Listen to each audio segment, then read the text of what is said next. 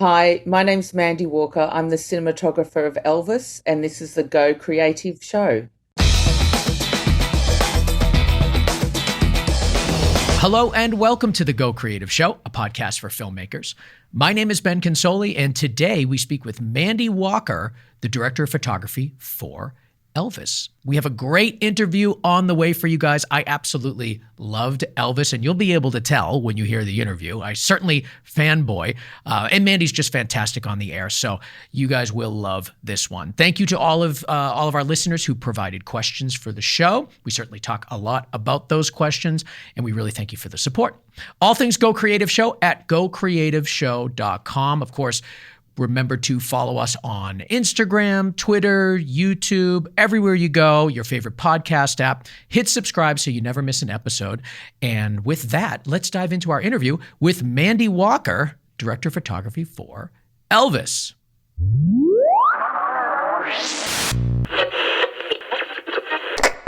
Welcome, Mandy Walker, to the Go Creative Show. We are so happy to have you here. Thank you so much. I'm sure you're extremely busy, so we really value your time. Oh, no worries. I'm really happy to be. I am extremely busy. I'm in New York right now, and I'm just about to travel back to LA and then London. I'm all over the place. Oh my God! Well, congratulations are in order. I mean, the Oscar nomination is obviously warranted and well deserved, but still, you must be like, this is amazing. Oh yeah, I keep pinching myself because I can't believe it, and I'm so excited and proud of the movie. I mean, already, it's an honor to be working with Baz, who's an incredibly credible visionary and great collaborator, and then just to be recognized like this is icing on the cake. It's fantastic. What did it feel like? We don't often get an opportunity to talk to somebody just right in that window. Like you're still in the glow of the whole thing. What did it feel like to get that nomination for you? Well, I was home on my own, and my daughter was in New York and my husband was in Australia, and we were all on a Zoom together for the nominations at 5 a.m. and me in my pajamas. And when it happened, I just started running around the lounge room saying, yay, yay, yay, by myself.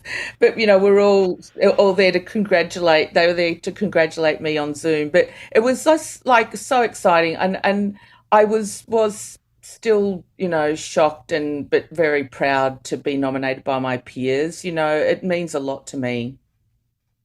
Yeah, it must just be an overwhelming feeling. But you must have, when you watch the film, working on the film, seeing it all together, you must be like, damn, I'm good. Like I made this thing really, really nice. Well, you know what? I am so proud of our movie. I'm really incredibly proud. And it is for me.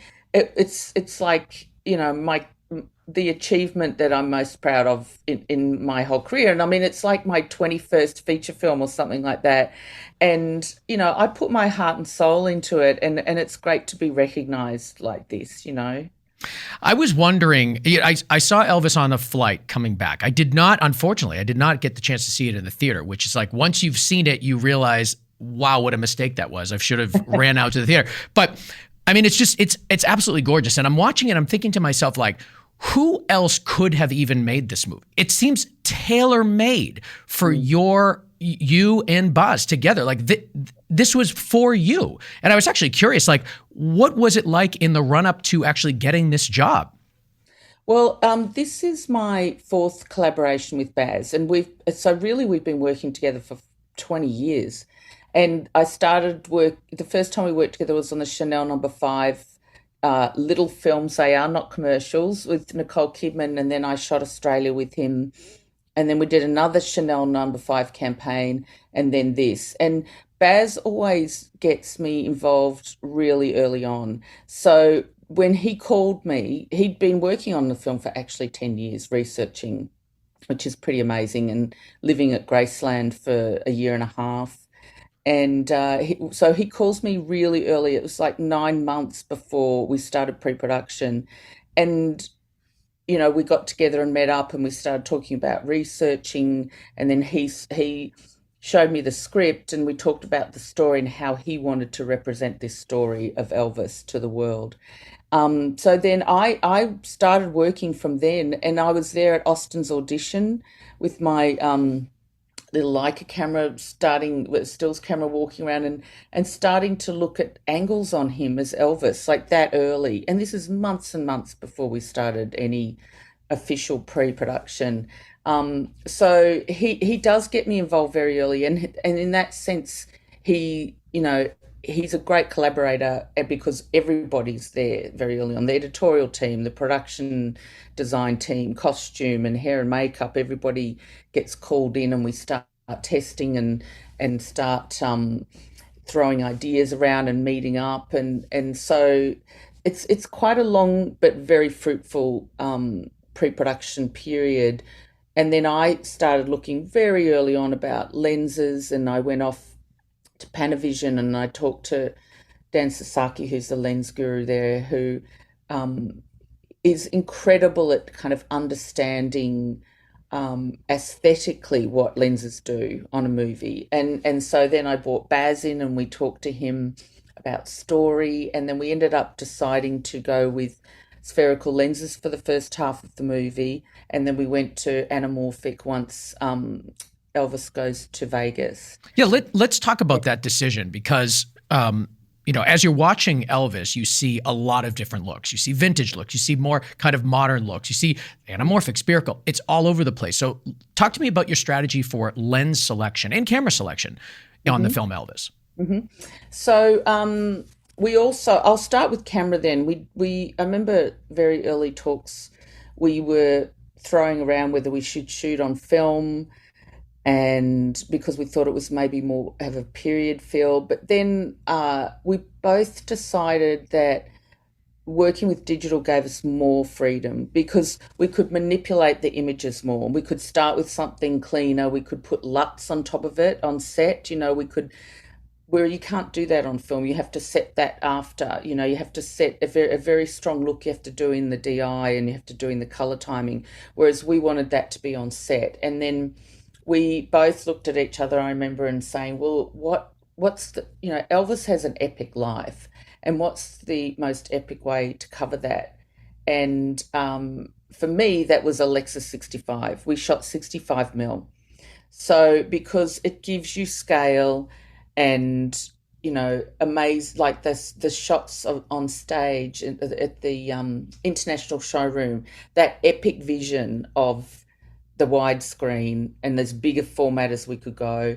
But that camera also gives you intimate moments because it has a lower depth of field, and you can go, when on our close-ups, I could really throw the focus out in the background and make it all about eyes or, face. And so I like that camera for that reason. And so the lenses, when I was doing my research into the time periods to represent the time periods to an audience, I felt like shooting spherical, which would took us through the 50s and the 60s, was the best way of representing that. And so for the 50s, I was looking at obviously movies for the time from the time, but one of the biggest influences I found was a couple of photographers, Gordon Parks and Sol Leiter, who and Gordon Parks was a photographer during the civil rights movement in the South, and shot around Memphis and in very similar locations that Elvis grew up in. And the color palette that he used and the composition that he used, I felt that those lenses lended themselves to that. And so then that took us into Hollywood in the 60s. And then again, I put on a very strong lookup table, which was very higher contrast, very saturated colors that represented that Hollywood period of his life. And then Vegas, I felt, was anamorphic. That when what people feel in the 70s is that, the flares from the lights, the horizontal flares. But on both of those sets of lenses, I had them sort of detuned to look more like the period that they represented. And for instance, on the anamorphic lenses, because modern anamorphic lenses now are quite clean and pristine, and a lot of the aberrations of the early iterations of those lenses have been taken out. So I had them all put back in. I had the edges softer, the flares, I put more color back into the flares, I changed the shape of the bouquet. and they went through all the lenses went through like about I think about three iterations before they were right, or what we felt like they were giving us exactly what we wanted. But every time we tested, we would do tests with elements from the art department, with costume, makeup, and hair, and anything we possibly could think of that was a representative of the sequences that we are going to shoot. So, and some of the tests that we did are in the movie. Um, they're in part of the montage, and we didn't redo them. So it's all about like getting the color palette right and the textures right, the lighting. I was testing my lighting at the same time, and and the we sorry, my daughter's just walking around. I saw a ghost appear in the background. I tell you, she's in the mirror. Um, and anyway, and so working with Baz, that all these elements are very integral in creating the images and creating the story to an audience. So we make sure that they're all spot on and we're all in harmony, which I think is a very important part That's of. what I wanted to ask you, because with so many formats, with so many different types of lenses, so many looks, there is still a consistent feel throughout the film. And that is certainly not by accident. So I guess what are some of the qualities of the lenses or the lighting or the things that you can do that let people understand you're in a different time period, you're in a different place, but also bring a cohesion across the whole movie? Yeah, I'm glad you say that because that means that we've achieved what we set out to do. Yeah. Um, it was about a lot of it's about transitions and also, but as you were saying, we put on quite strong looks as we were going along that we felt represented the era, because there's kids, 10-year-old kids watching Elvis now. And a friend of mine keeps sending me these videos of the 10-year-old kid. He's seen it about 20 times and loves it. But it's sort of introducing it to a new audience as well. But then there's the older audience that remember that period of time and how we truthfully tell that to them. So the thing I think that Baz does really well, and it's also with music, is to kind of make it cross generational because young kids are introduced to Elvis. Teenagers are loving, the new artists that are singing like Doja Cat and Eminem and Maneskin are doing, and and then there's people like my parents who are 87 who've seen the film 4 times at cinema because they remember Elvis. So I feel like that sort of thing was like a juggle that I think worked really well.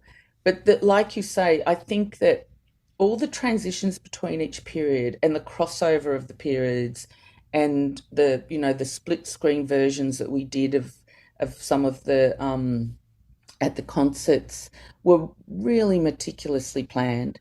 And I'll tell you the three things that Baz said to me when we first started shooting about the camera was the camera has to dance with Elvis. Mm. When he flies, we have to fly with him.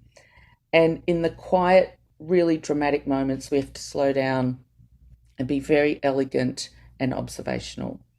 And So how do you interpret that when you get yeah, that direction? exactly. I think a lot of it comes from how you feel emotionally in each of the scenes for the character. And then the other thing for me was how to integrate them together. Because when we shot the concert sequences, for a start, I had my team uh, get to be very familiar with the songs. And we went and rehearsed with Austin, and we were rehearsed when he was rehearsing the choreography. First of all, we'd just be on stage with him, like with little reference cameras, like with the Baz and I with our little Leicas, and we used Artemis to the program to line up shots and just observe. And then we had the cameras on stage with him rehearsing. So we were dancing with him physically. And it was good for my team because they were very familiar with the way he was going to move because he did exactly the same thing every time.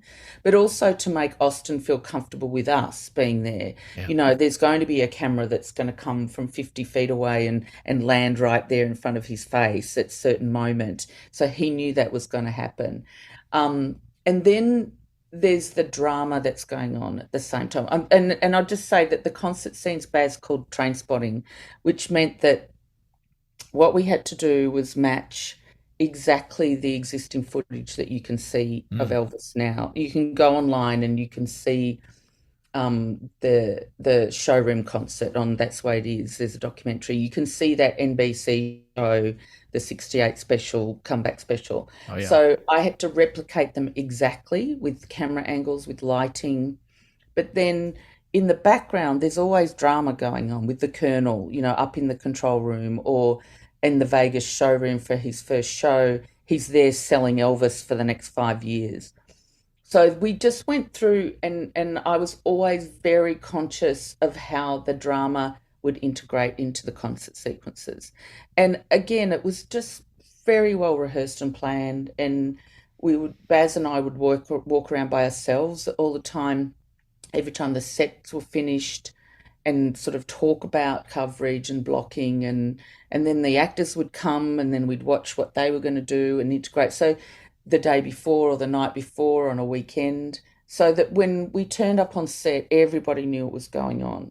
Yeah. And there was like as you say that we had to have a plan also with editorial, like that, all that split screen footage. We had to know where it was sitting on the screen so that the actor would be facing this way on this side and then this way on this side, and that sort of thing. And I think because it's such a huge tapestry, this movie, as you say, of different periods and looks and times and emotion, we had to have a plan because I mean, we shot in 93 days, which I think is pretty quick for a film of this scale. It seems like there was a lot of prep. It seems like you had an unusual, well, maybe it seems unusual, just based on conversations I've had with other cinematographers, to have you there on the casting day is very unusual. So it seems like it's the old adage of fixing it in pre-production, getting everything done.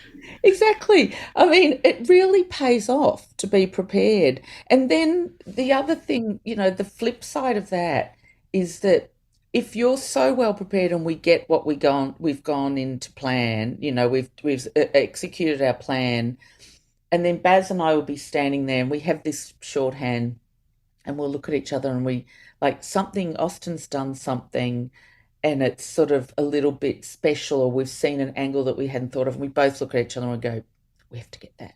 So it's about being planned, but also being open to riffing as well, and to see something and be able to jump if something special happens, or we see something we hadn't planned, or he does something we haven't planned that's going to be a beautiful angle or another shot that we hadn't seen. So it's that if you're really well prepared, you're open to be able to do that, and then we'd have time because we were on schedule. Well, well, that's a really important logistical thing is you've got to be on schedule. You have very angry crew members and very angry producers. I wanted to ask you about the rigidity of cinematography. Like famously, Fincher is known for being extremely rigid, extremely specific about what he wants in his films. And cinematographers, come out of working with him feeling almost like it was a boot camp in some way. And it generally changes them in positive ways, and I'm sure negative and positive ways, just like any experience. When I'm hearing you talk about how much planning went into Elvis, and I'm watching it, it actually surprises me a little bit because, first of all, I'm not super up to speed with Baz's career and how he works with the cinematographers, but I'm interested to hear that there was so much pre-production. Not that it doesn't seem like there was, but it seems like the camera is so free in the movie. It seems so free, and it seems just as wild and free and rebellious as Elvis himself. And to hear that there was very little improvisation, and maybe I'm incorrectly interpreting that, but it seems like you didn't rely as much on improv as I thought you would because of the way the movie feels. I think it's I think what I'm probably trying to say is that, we did do that like I said, the planning, we executed our ideas, and then we did go what we called riffing. And Mm. each time we did performance, we did that every time. Like we would do our planned shots and our planned coverage and our train spotting angles that were meticulously locked down. Mm. But there's also the dancing with the camera, as I say, the camera dancing with Austin, and we would do that every time. And also, once my team are really kind of get the vibe of each of these scenarios, they're in the moment. Do you know what I mean? And then the crane guy can be swinging the crane around to the song and something that we hadn't planned. And it's funny because when we did the international showroom, the first show in Vegas, Yeah. and we built that whole set. That's a set in Opening a night you're talking about? soundstage. Yeah, the opening Yeah. night. That set is on a soundstage, huge set with the big gold curtain. We built all of the backstage area and the side of the stage area in the wings, and a third of the audience were in camera, and then it was extended in post. The other two-thirds of the audience. So it was big. The third of the audience, we're talking like there was about 400 people there. My God. And once we'd done that, and we actually shot it in one take. So I didn't mean we only did it once, but each time we shot him coming from back behind stage and going onto stage, we did a 20-minute take, and he performed the whole concert, Wow. and the four songs that we were going to shoot. And the grip, one of the grips who'd worked with Baz for like 20 years, and he's one of those old Aussie favourites of ours. He came up to Baz and he said, "Oh, Baz, I just have to tell you that I've done Matrix and Star Wars and big, huge films." And he said, "But I've never experienced anything like this." And he said, Mm. "I'm standing there, bopping away, standing next to the crane. I think I shook the camera once, and I just couldn't help myself. I felt like I was at the concert." So I think that thing of Baz getting everybody in the moment and being part of this experience really shows in the film. And like I was saying, then he can say, okay, we've got everything we want. We're going to riff now. And I tell my cameras, we had 5 cameras there at that concert. I could say, okay, everybody, we're going to dance now. We're going to riff. We're going to find angles. And, so we'd walk around and plot different things and then let the cameras go handheld on stage. And I think that you feel that everybody is involved. People aren't feeling like they're being told something like they're a robot. They're in the moment, they're part of the process. And he does that on set like a conductor. He'll have a megaphone, and he'll be, talking to every crew member and making them part of it. And I think that really shows. When you're assembling your crew for Elvis, specifically the crew that is going to be shooting the concert scenes, Yeah. are you being specific? Are you being selective about camera operators that have concert experience? Like, was that an important quality in their skill set for you? Well, it wasn't actually. I mean, it was the first time I've done a concert film and a musical. It's more for me because every time I do a movie, it's pretty much a different, a different set of challenges for me. And this one was doing a big musical. And I remember, for me, I get people that I know are going to be collaborative with me, are going to want to go on a journey with me and discover stuff, and also be enjoying the moment of doing something exciting. That's my criteria. And also I get people that, as much as I can, that I've worked with before, that I know can be on the same page with me pretty quickly and understand the requirements. So I've worked with a lot of Australians that I've worked with before, because it's, I've shot a lot of movies there. And I remember one instance, like what you say, is in pre-production, the gaffer, Sean Conway, who I've worked with like on 6 films, he and I were looking at the big concert scene, you know, and we had to replicate that showroom and over different periods of time, and then it had to turn around and turn into another stage setup for Burning Love, a whole lot of different sequences for that. And I remember him saying, "Look, you know, maybe we should get in some concert lighting designers, you know, that work in theatre that do this all the time." And then we went home. We both went home, and then the next morning I went, "We can do this," and he goes, "Yes, we can." And we both had that same, like, this is a big challenge for us, but hey, we're going to do it. And we did. And so I feel like I just get people that are like me, that love that challenge of the art and doing something special and doing something that we haven't done before. So it's more a personality as well as being, obviously, they're great technicians. So, you know, I get that people that are like that. Let's talk about the Vegas hotel room. Yeah. It, in and of itself, goes through such an evolution over the course of the film. You know, it appears after he's in Vegas, obviously, so it's, you know, midway or so through the film. But it gets darker. It gets wilder. It gets more dangerous. It becomes a place you just don't want to be. Like, the room gets sick throughout the film. Yes. Can you talk to us about the way that you lit that space and filmed that space to kind of give it that story arc? Mm-hmm. That I'm glad that you're asking me these questions, because, you know, Ben, it's exactly, it means I've achieved what I set out to do, if you're feeling that from these moments. Well, the very first time there is an arc, as you say. The very first time you see the International Hotel is when the Colonel opens the hospital blinds, the hospital curtains. Oh, yes. Him in the distance, and there's a light shining on Elvis, the sun's bouncing off the front. There's a light. This is like something special. It's sort of like, ah, and in my mind, that moment for him. And then, you know, we go through times, as you say, because he was stuck in that hotel room for years. And I think there was one year he did something like over 400 shows in one year. Wow. So he was doing 2 shows a day, 7 days a week, sometimes 2 shows a day, not every day. But so it was sort of about him being caught like a bird in a cage. And as time went on and he realized there was no escape, and he was literally caught in a trap, you know, as his song, the lyrics of the song say.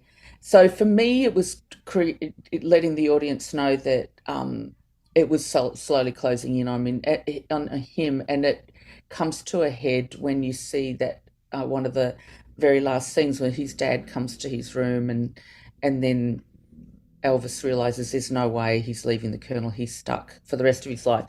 So you see the lights dark. For me, it was he's sitting at the piano in the dark in the room, but the lights of Vegas are still shining on him. The effect of the glitz and the glamour, it's still there. He's never going to escape that. And even when he stands up, again, it's one of those scenes where the camera is very slow and elegant and observational. That was my third, you know, style of expressing the story. And as he walks around and closes the curtains, it gets darker and darker and darker, and then he turns on all those TVs. And because Elvis did do that a lot, he had televisions going all the time, and they were all on different channels, and like a cacophony of you know, of different images. And that was like his comfort zone, and he just sits in the chair and just lets the TV wash over him. And so that, for me, lighting wise and camera move, was how to express that. Whereas before, you know, it's about the shining light, and then now it's about the darkness. There's also something interesting, and maybe I'm reading too far into it, but I felt it while watching it, is that in his earlier years, everything felt sunlit. Everything felt bright, positive, hopeful. It was like the most natural light at the beginning and the most artificial light at the end, all the way down to just a grainy, gross TV. Yeah. But at the same time, you understand the appeal, and it's not just the appeal to work for money. There is something about the lights and the glitz of Las Vegas that can draw you in. I mean, there's something about that. And you always, when you watch the film and you see, how horrible the Colonel was, and you learn more about Elvis's experience, you can also sort of see how he became mesmerized by it. Yes. Yeah, it's very interesting you say that because that goes back to the very beginning of the film. When 10-year-old Elvis is in Shake Rag in Tupelo with his friends running around and they go to the Duke joint and they see Big Boy Crudup playing the guitar and the sexy dancing. And for me, that vision for him is kind of preemptive of his future because there's again the sexy dancing that he was watching, the musician, the feel of the music, the song, because he ends up playing that song himself. But it was also the light. Like there's no lighting in that shed. There was just shafts of sunlight coming in, but I had it so they were little spots of follows, like little spotlights that were like a nightclub, and creating that image for him. And then when he goes to the Pentecostal tent, the same thing I did. Like I had shafts of sunlight coming in, and there was a spotlight on him when he has that moment where he gets taken by the spirit and he falls into the arms of parishioners. There's a beam of light on him, and that was for me like a preemptive of his future. And so the light is a really important thing and a really important part of the journey for him. And he was a star, and here, this is his journey to becoming a star, and already he's feeling that. And as you say, the very beginning of the film is much brighter and lighter. For instance, when they go to Graceland and the Colonel comes in and with the merch, and there's color and there's objects everywhere, and the lounge room is filled with things. I wanted it to feel really bright and colorful and Hopeful. Hopeful. Yeah, exactly. And then obviously as the time goes on, it gets darker and darker. And even in Graceland, the scene where Priscilla leaves Elvis, he's again in a dark room and she opens and puts a light on him and wakes him up, and then we realize that she's leaving and he's left on the stairs in just a single shaft of light coming from the door. So it's very emotive, I think, and important, those moments. Do you have a favorite scene or favorite shot? So hard.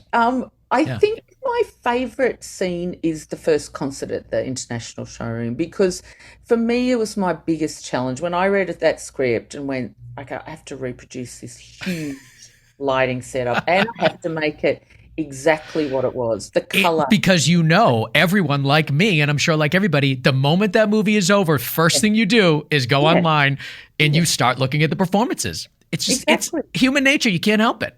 I know. And I know like a lot of people have been doing side by side mashups with each of the sequences, the same for the 68 special. And so I feel like for me that is a big achievement in my career to have done that. And the other thing was, the thing for lighting was I had to reproduce the lighting of the TV studios, the outdoor Rustwood concert, which we shot indoors, the one where he sings Trouble and he gets dragged off stage. I had to integrate period lighting with my own LED lighting if I could, because lights were going to be in shot, so they had to be old lighting fixtures that we found and fixed, and the art department would repair them and we'd have them like in the frame. But also I didn't want that lighting to be the lighting that hit him all the time. I integrated LED lighting to make it a bit more complementary, to have more control, and because if you use those old lights from the 60s TV station, they're very harsh, and it had big dark shadows under his eyes. They're not complementary. So there was kind of a dance that I did where to replicate the look of it, but to make it a little bit nicer and a bit more cinematic and a bit more modern, was, I just kept testing and testing until I got that bit right. But for me to be able to use LED, especially at the showroom, was important because I could dim them from a dimmer board, and I could control the color and be able to flip around, because when we were doing the different concerts of the different eras, all the color had to change. So I could do that really quickly and be able to flip around from one angle to another. Like when we were behind Elvis, I did spin the light round so the follow spot was stronger Mm. and the light on his back was dimmed down. And I could do that really, instead of guys getting up in ladders and changing gels and stuff, I could do it on a dimmer board.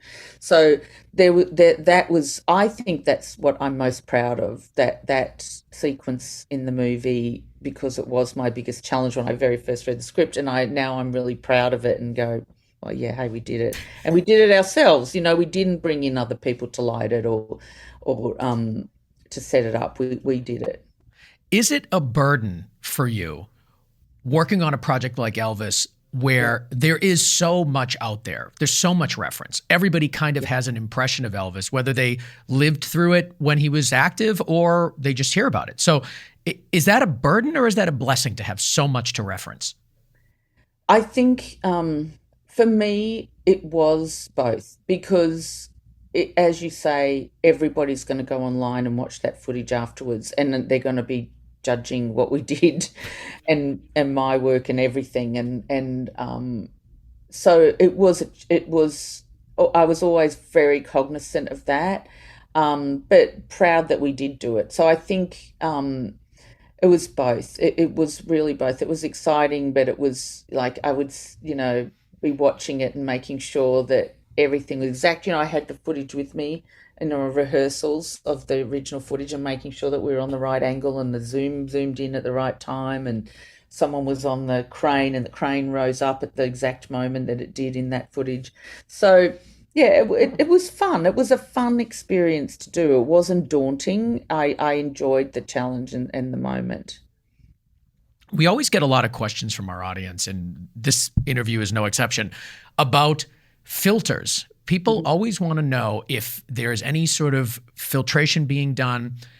People are always interested in what's done in camera versus like something that you do later on in post. They're interested in that too. But and we had a bunch of questions from people asking about your choice and your use of filters in Elvis. Did you use any, and if so, can you clue us into some of those choices? Uh-huh. I forgot to add that we had a Petzval lens as well, Hmm. which is a lens it's based on a projector lens from the 1800s, the late 1800s.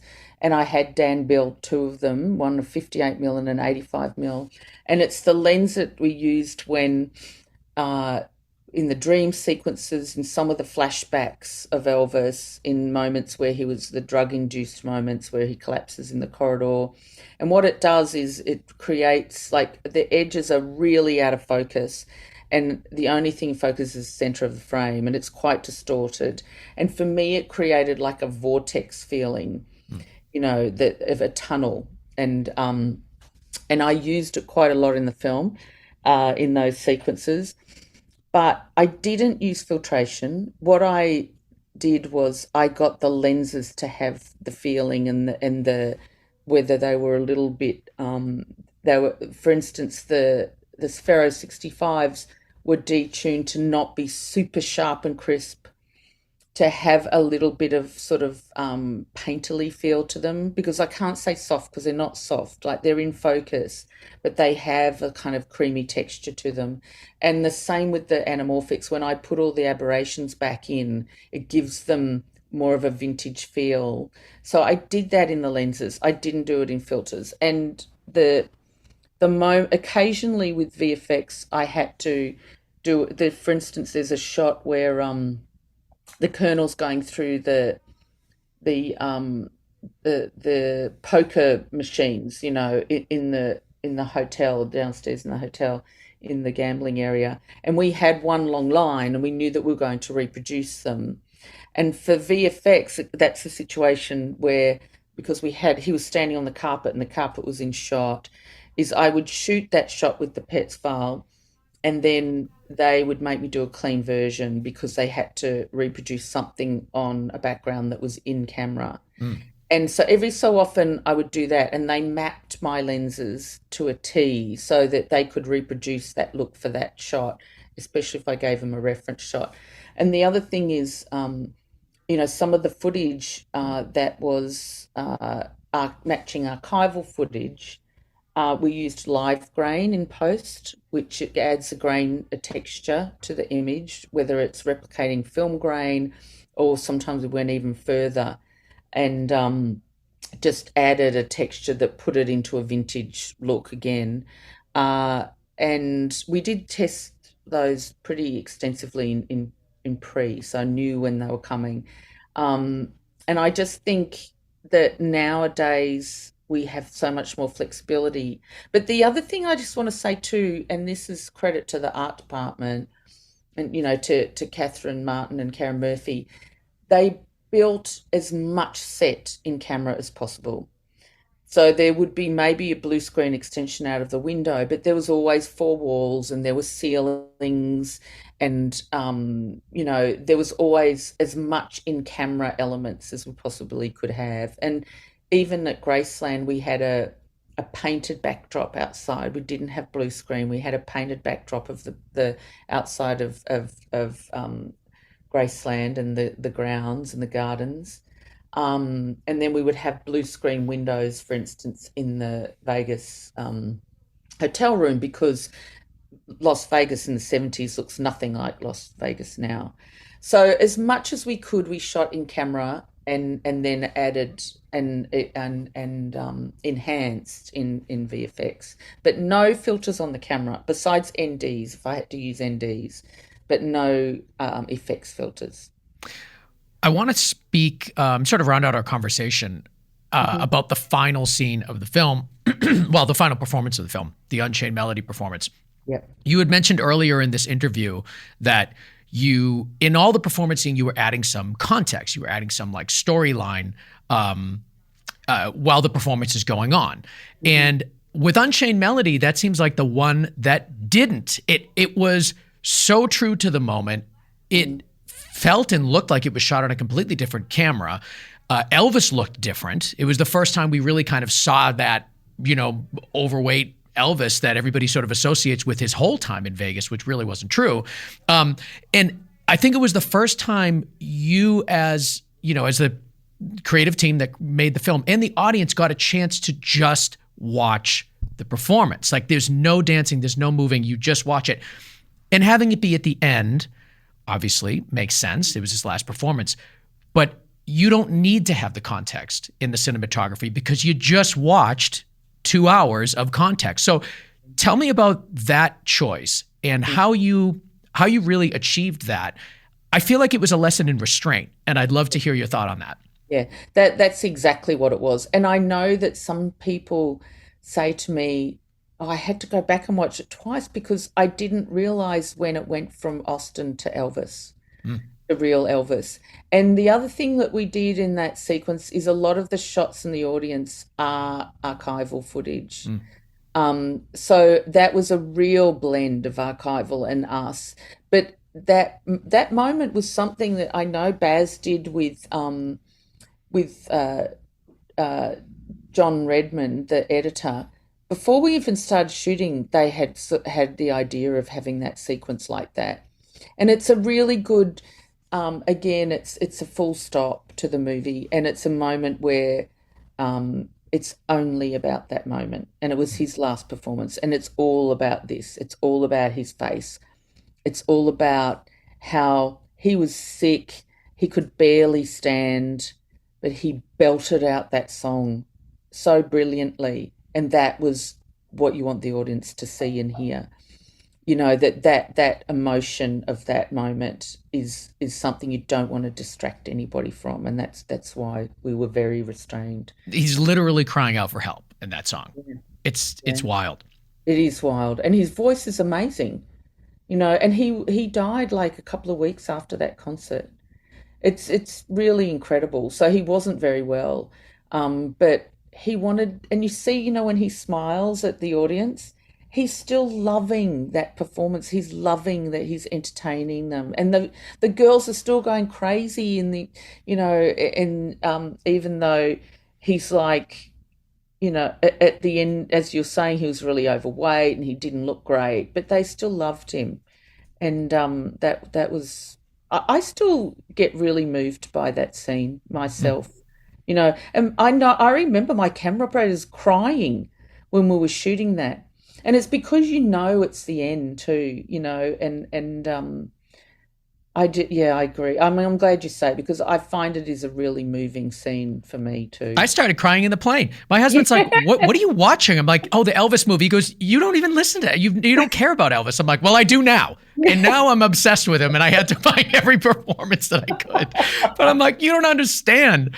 But it was just, the movie's unbelievable. Like, obviously, everyone knows your work on the film is incredible. The Oscar nomination, I mean, come on. Like, I'm sure it was an incredible surprise, but the work is so good that you just must feel so accomplished, and you're deserving of all the accolades. And I'm just so happy for you and happy for all the filmmakers. What a great film to put out there for the world to see. Thank you, Ben. And, I'm really proud that also it's a film that audiences love. Yeah. When I was at Cameramage, people coming up to me and saying, I've seen it 22 times. I've seen it 30 times.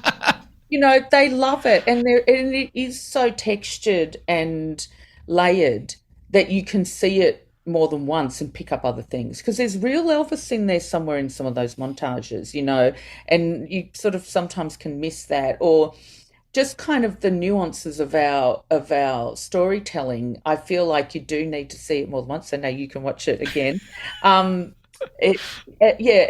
Exactly. I just love it that people love the film, and that we've made a film that's entertaining and that's respectful of him and his family, and the family love the movie, and it's just a great accomplishment in my life, really. You get to film Tom Hanks as a villain. I mean, come on. Tom Hanks, he's the nicest guy. I have to say, he's just such a nice person. Yeah, and he got to play the villain. As well as Austin. I mean, how amazing is Austin? Like, incredible. It was such a pleasure to work with him, and also a very, beautiful person who was so accommodating and a team player, and it was just such an amazing experience. Well, what's next for you? What are you working on now? I'm finishing off Snow White. I'm doing live action Snow White with Disney, Mark Webb directing, and we're nearly done on that. And then I'm enjoying this awards season. I'm going to all the events and wearing beautiful outfits and enjoying all that part of it. The excitement of it and the accolades. And then I don't know what I'm doing. I've got to decide. Well, I'm sure it's going to be fantastic, and we'd love to have you back to talk about it. So thank you so much for joining us. Thank you for having me. My pleasure. Thank you. All right. I want to thank Mandy Walker, the director of photography of Elvis, for coming on the show today. Good luck to you, Mandy, in your Oscar nomination. You are well deserving, and I am rooting for you, of course. I'm also rooting for Connor Crosby. Why? Because he produces our show, and he makes it so goddamn good. You can find him at ignitionvisuals.com. You can also follow us on Facebook, Instagram, Twitter, and YouTube, where you can not only hear the show, but see the show. Don't forget to subscribe to us on your favorite podcast app so you never miss an episode. And all things Go Creative Show at gocreativeshow.com. Of course, if you want to follow me and all the things I'm doing with the show, with my production company, with my band 3 Second Chances, you can find me at Ben Consoli, BenConsoli, on Instagram. Thank you for joining us today, and we will see you next time on Go Creative Show, a podcast for filmmakers.